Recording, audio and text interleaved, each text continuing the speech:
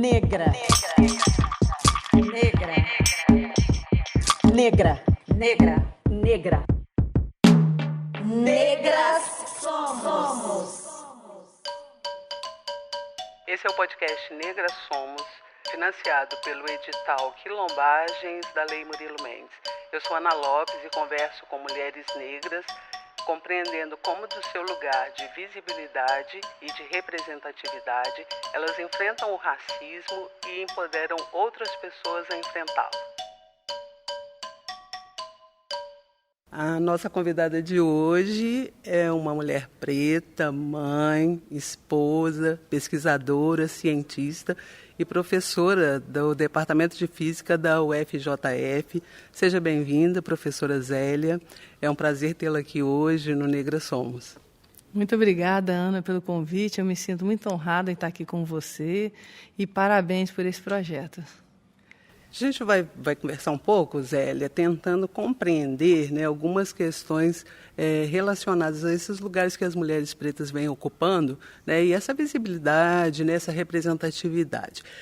Você, né, é uma mulher preta que está ocupando esse lugar na universidade, né, na docência, né, você tem um laboratório de pesquisa, né, você é uma mulher que está num lugar de visibilidade, né, e um lugar, inclusive, que poucas mulheres ocupam, né, a gente tem uma estatística aí de menos de 5% de mulheres doutoras, né, de mulheres pretas doutoras, né. Eu queria que você contasse para a gente um pouco como que foi essa trajetória, como que você chega nesse lugar.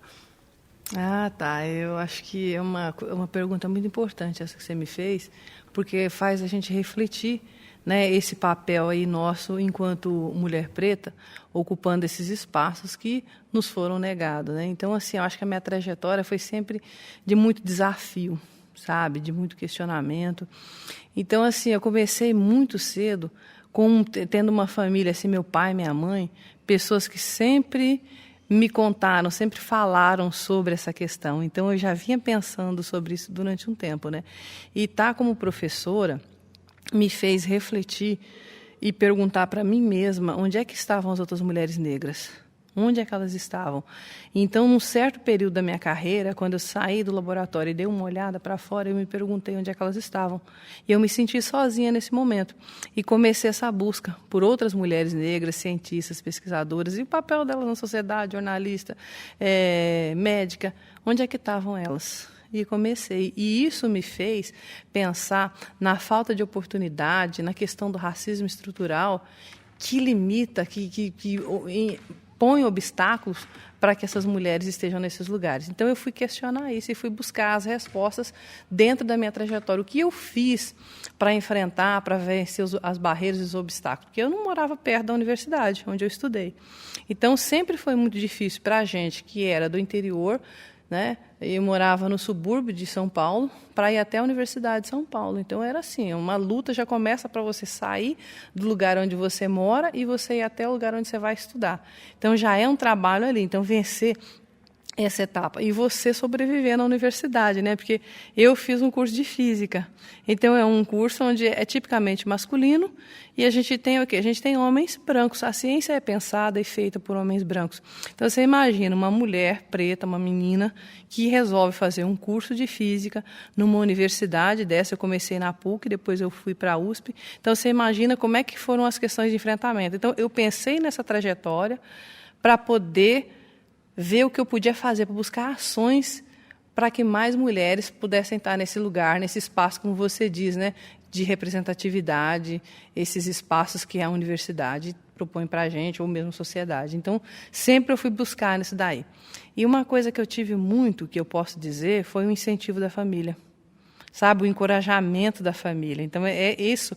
Eu fui cercada de mulheres fortes, de mulheres que sempre me passaram e disseram, isso não vai ser fácil, mas se você realmente quer isso, meu pai também sempre disse, é isso que você quer? Então, corre atrás, a gente vai estar aqui para apoiar você. Então, assim, eu carrego todas as intersecções, né? Estou ali no meio de todas, né? Ser mulher negra, ser mãe, como você diz, ser pesquisadora. Então, isso me traz o quê? Conhecimento, me deixa mais forte, porque você pega um pouquinho de cada um desses espaços, então você traz isso com você. E a gente sabe que não é fácil, é uma coisa muito difícil, né? Você traz essa questão da família, né? Dessa família te dando esse suporte, né? Indo aí ombro a ombro com você. E quais são as referências que você tem? Quem você buscou, né? Para te apoiar nessa trajetória, né? Sejam profissionais, seja família ou sejam referências teóricas. Né? Assim, referências mesmo da família, sabe? De mulheres, assim, a minha avó, que teve essa questão do enfrentamento, né? Então, que trabalhou sempre, que lutou para conseguir as coisas, para cuidar dos filhos. A minha mãe, que sempre foi uma mulher muito certeira, que a minha mãe, ela tem a opinião de o seguinte: você tem que fazer e tem que fazer bem feito. Porque você tem que fazer isso para você se sentir bem. Então, assim, aquela questão da mãe, sempre procurar que você faça uma coisa legal, uma coisa boa. E meu pai, ele é uma pessoa assim que ele sempre ensinou a gente a encarar a vida, a realidade, cabeça erguida, sabe? Você partir para cima se você acha que aquele espaço é para você, que se você vai conquistar alguma coisa. Então, ele sempre me ensinou muito. Então, meu pai, ele é torneiro mecânico, né, de formação, e ele me ensinou muito, sabe? Então, quando eu visitava, se ficava no laboratório, na oficina com ele era uma pessoa que tinha muita paciência para me explicar cada detalhezinho, para me contar o que estava ali. Então, assim, um pai guerreiro, mas um pai presente, um pai que sempre me incentivou, sabe? Me levou para prestar o vestibular. Quando eu trabalhava, eu dava aula à noite, ou então eu estava fazendo algum curso, meu pai ele ia ali acompanhar a gente, buscar nos caminhos difíceis, sabe? Estava sempre acompanhando. Então, material, muitas vezes meu pai deixou de comprar coisa para ele, de comprar comida, alguma coisa que ele quisesse para comprar material de escola, para ir atrás de livro. Uma referência que eu tenho, que eu perdi recentemente, foi minha tia, professora, né, a minha tia Olga. Ela era professora de língua portuguesa e ela sempre separava uns livros para a gente estar estudando, porque a gente sempre teve que conhecimento é poder. E ela dava esse material. E meu pai não media esforço para ir até lá, buscar esse material, trazer esse livro para que a gente pudesse aprender, para que a gente pudesse estudar. Então, você vê que coisa assim. Eles não puderam estudar muito, não puderam cursar uma universidade. Meu pai foi fazer isso depois que ele já estava idoso. Mas ele sempre teve essa preocupação. Meus filhos precisam estudar. Meus filhos precisam ter condições dignas de sobrevivência. E eu vou ensinar eles a lutar por isso e a valorizar isso daí. Então, todo momento. Então, assim, né, lembrar dos referenciais. E, assim, não passei pelas minhas ancestrais, mãe, avó, minha irmã, que sempre foi companheira, que sempre foi uma pessoa que teve coragem de cursar, de ir para fora. E a minha filha hoje, ela fala, né, bingo que a mamãe vai falar sobre a minha pessoa. A minha filha, ela tem uma visão já sobre isso, então, já muito jovem ela tem. Então, muito eu aprendi depois que eu fui mãe. Aprendi a administrar meu tempo, a respeitar essas questões que ela traz para mim. E ela me ensinou muito, sabe? Ela é uma pessoa, ela gosta muito mais de ler do que eu. A pessoa de exatas, a gente gosta de ler os livros da nossa área. Mas ela não, ela traz referência de escritoras, de autoras. Ela mostra para mim, olha, mamãe, onde essa situação não está legal. Hoje em dia, ela já mostra o enfrentamento desse letramento que ela traz com ela. E eu aprendo todos os dias com a minha filha. Então, assim, minha filha me traz conhecimento, sabe? Me para onde ela fala, você está errada aqui.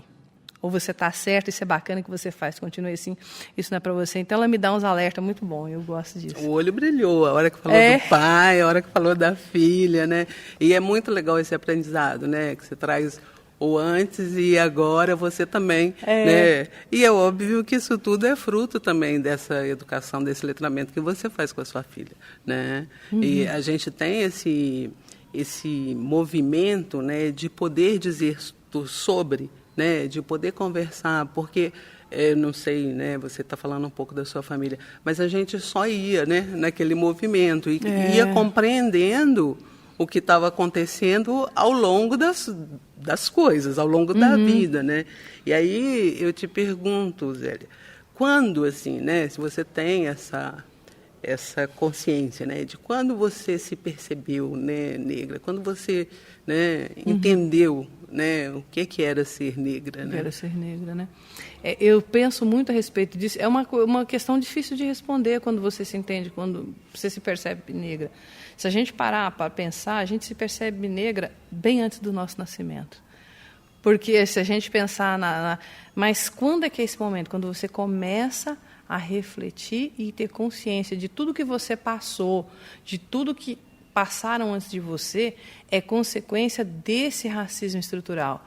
É consequência de tudo isso que nos impõe enquanto pessoas negras. Então, chega um momento da nossa vida que você começa a fazer uma retrospectiva lá do seu passado, da sua infância, das brincadeiras maldosas que às vezes a gente enfrenta por conta do nosso cabelo, por conta da cor da nossa pele, por conta de certas oportunidades que nos foram negadas por alguns professores, sabe? Então você começa a pensar pelo lugar onde sobra para que a gente possa estar morando, estar sobrevivendo.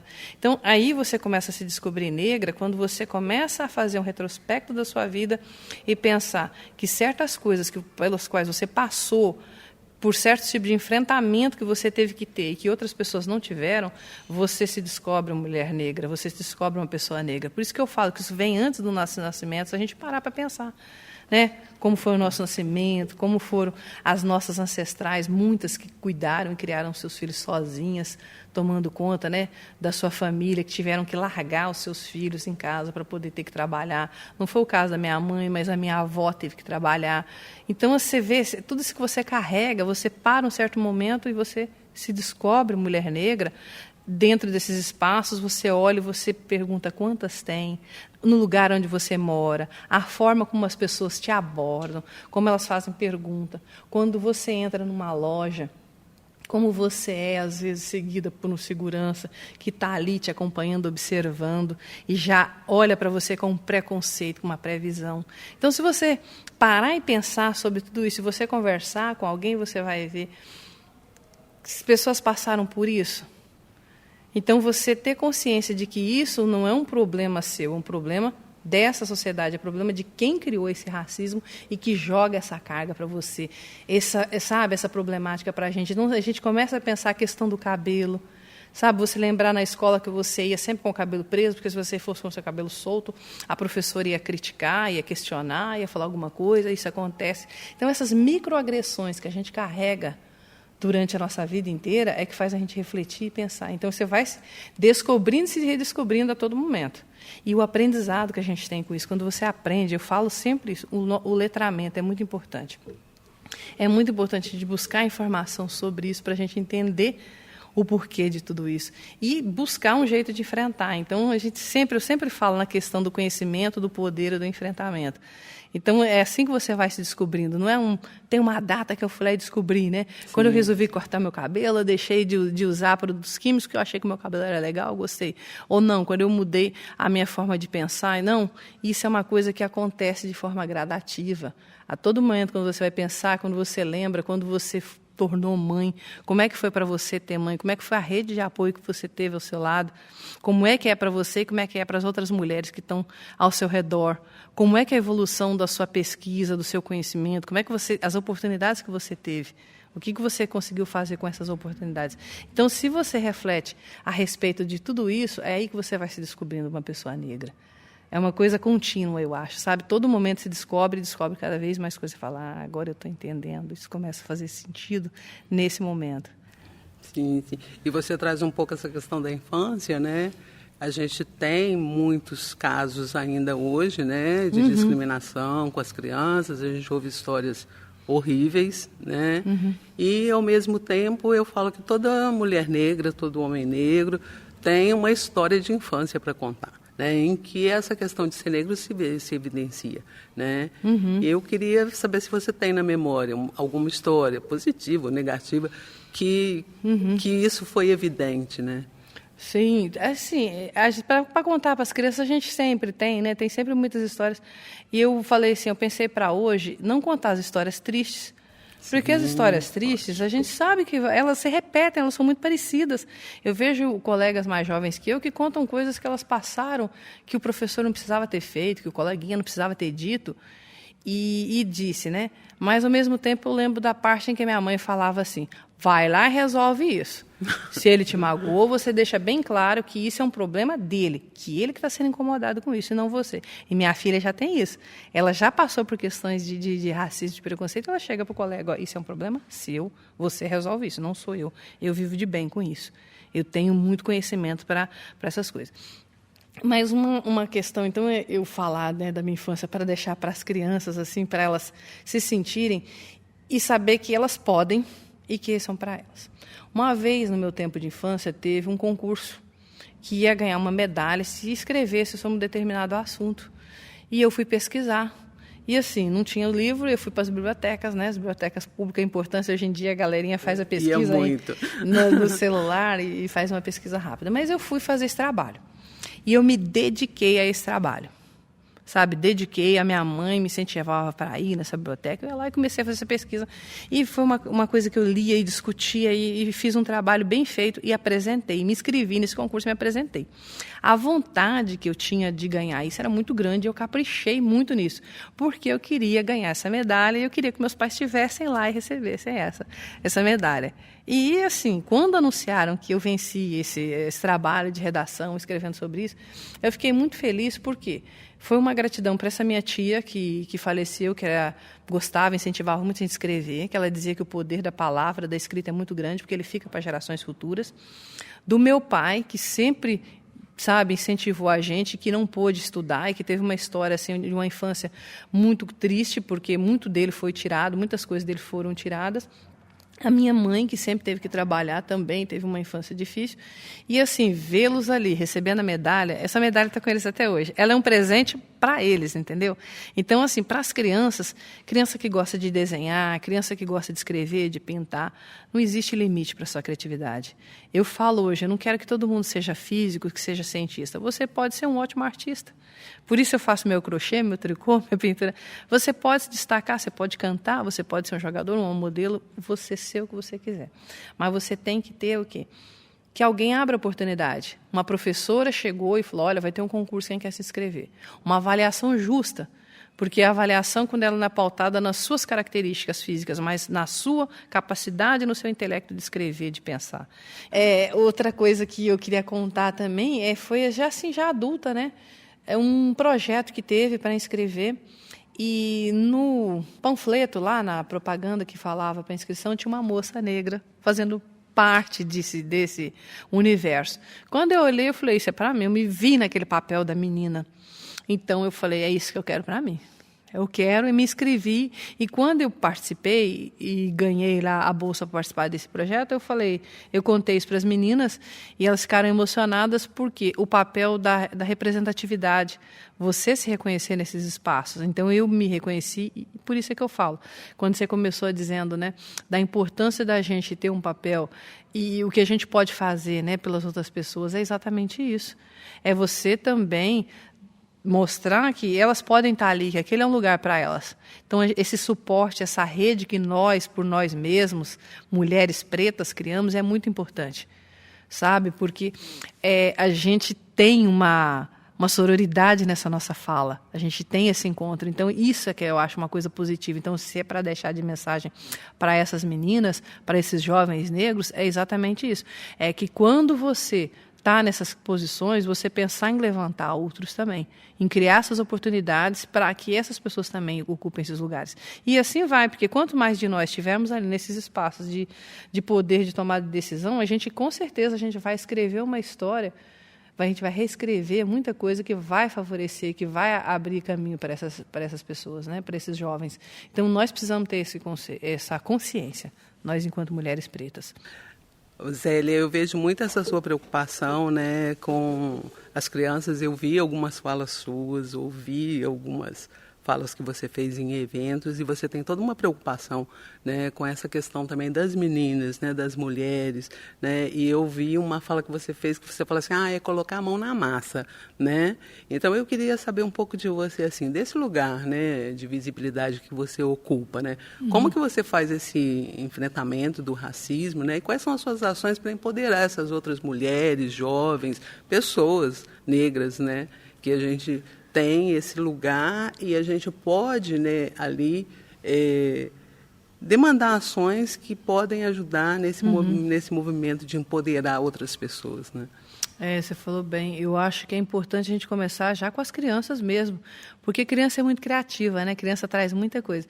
Mas, assim, pensar que quando a gente vai fazer esse trabalho na comunidade, eu acho importante que a gente tem que ter em mente que a gente não é o Salvador, que a gente não vai impor o nosso conhecimento, a gente vai aprender muita coisa com eles, porque eles têm um conhecimento de lá, eles sabem da problemática, da realidade.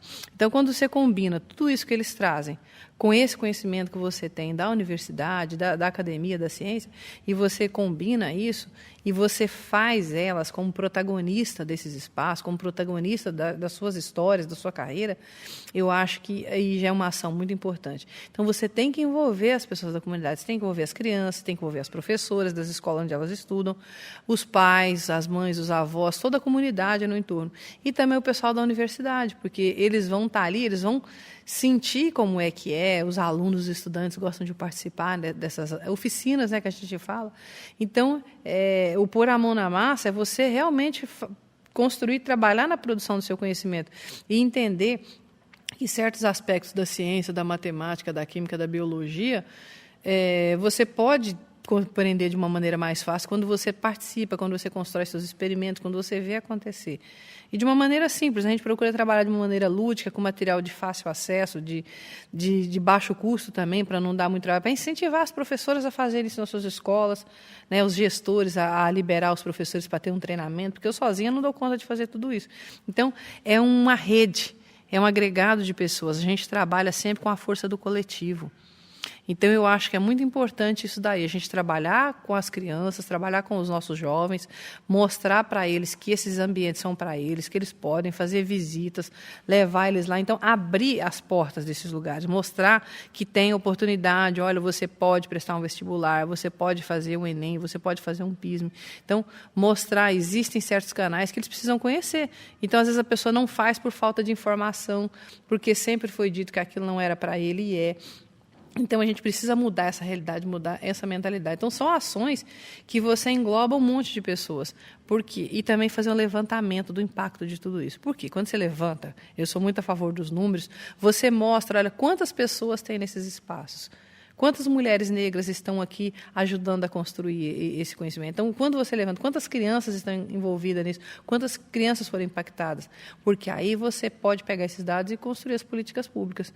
Porque são elas que vão ajudar com essas ações. Precisa abrir editais para isso, porque você precisa que o bolsista vá com você, ele precisa de dinheiro. A criança que vai participar disso, ela precisa de alimentação, ela precisa de passagem, precisa de recursos. A professora que vai fazer esse treinamento, ela precisa ser liberada pelo gestor. Então, ela não pode ter aquele horário que ela vai, só posso fazer isso no sábado. No sábado, ela tem as coisas dela que ela tem que fazer com a família. Então, liberar um horário para que a professora possa ir lá participar desse curso. Incentivar, porque as coisas são muito bonitas no papel e na fala. Mas, na hora de se fazer essas ações concretas, elas ficam... elas encontram essas barreiras. Então, a gente precisa quebrar essas barreiras. E não é um trabalho só meu.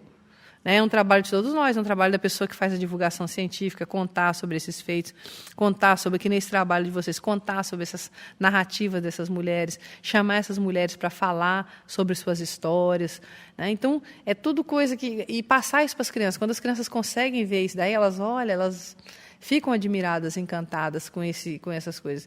E depois que você encantou, que você conseguiu fazer com que elas entrassem nas universidades, escolher suas carreiras, vem um outro trabalho, que é o trabalho de mantê-las ali, de incentivar, não só colocar elas dentro da universidade, só colocar. Então, a gente ampliar essa questão das cotas. Então, colocou dentro da universidade, colocou ela dentro... O que vai ser depois? Como é que ela vai continuar ali dentro? Ela precisa de livro, de caderno, de estudo, de comida, de moradia. Que incentivo que a gente está dando para que ela permaneça ali dentro? E depois disso, quando ela se formar, o mercado de trabalho, como é que vai absorver isso? Como é que ela vai? Ela precisa de trabalho, ela precisa de emprego. Então, é um trabalho contínuo, é um trabalho que precisa ser feito em várias instâncias. Então, a gente precisa dar uma informação, um letramento, envolver outras pessoas, não só nós, pessoas negras. A gente precisa envolver também as outras pessoas, porque isso é um problema que não foi criado por nós. Então, é mais que obrigação dessas pessoas tomarem uma atitude e fazer alguma coisa. Em suas equipes de trabalho, em suas equipes de pesquisa, qual é a oportunidade que você dá quando você abre um edital, vai chamar para contratar alguém, você fala, eu quero uma pessoa negra. E se você falasse, mas não tinha um profissional para isso, qual é o incentivo que você dá para formar esse profissional? Nós temos jovens negros que gostam de desenhar, que gostam de fazer produções, que fazem uma série de coisas, mas eles precisam dessa formação. Então, forma esse bom profissional, investe nesse bom profissional para que ele possa amanhã atuar junto com você, na sua equipe de trabalho. Como você cria essas possibilidades Exato. e amplia essa rede, essa visibilidade, né? Esses lugares que podem ser ocupados. Que podem né? e devem, que né? podem e devem ser ocupados e que muitas vezes não estão sendo por esse movimento.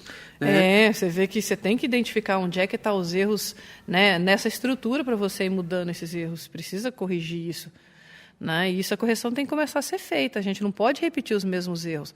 Então, ter os números, ter informação, ter isso documentado, falado, escrito, registrado, é importante por isso, porque a gente precisa lembrar a todo momento, para não esquecer dos erros que foram cometidos, do que a gente precisa fazer para corrigir eles. Eu não vou dizer a longo prazo, não, é para ontem isso.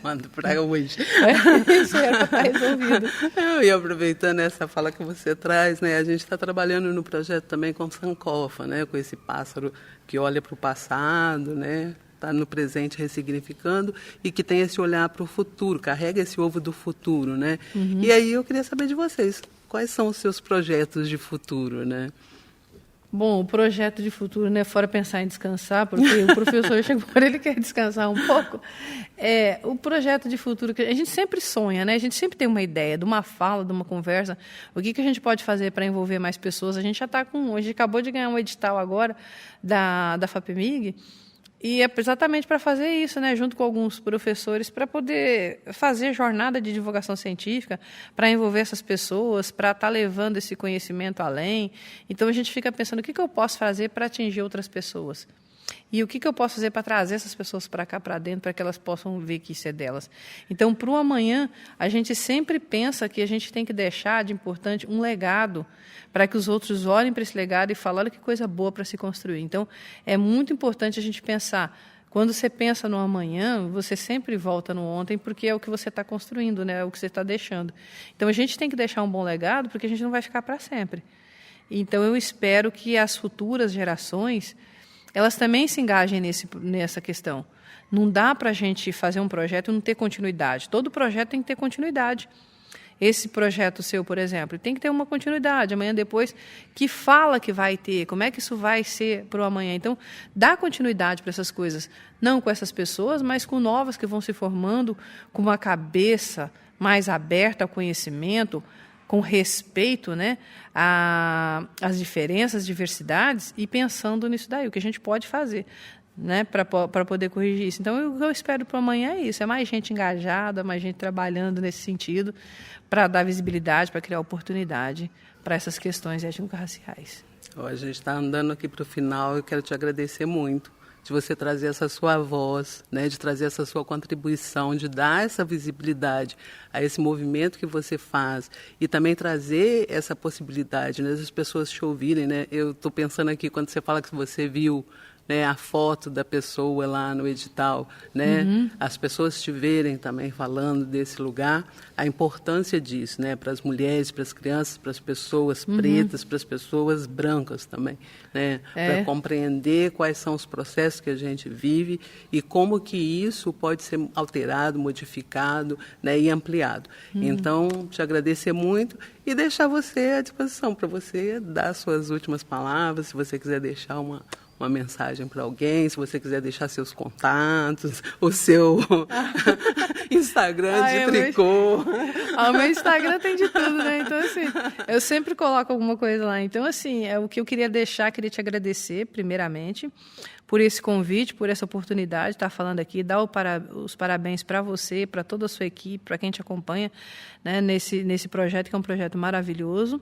E eu queria deixar o seguinte, que a gente precisa caminhar sempre juntas, sabe? Porque juntas nós somos mais fortes, nós podemos ir mais longe, nós podemos alcançar lugares que a gente nem imaginou que existissem ou que fossem para. Então, a gente tem que caminhar sempre com essa força, como vocês fazem, né?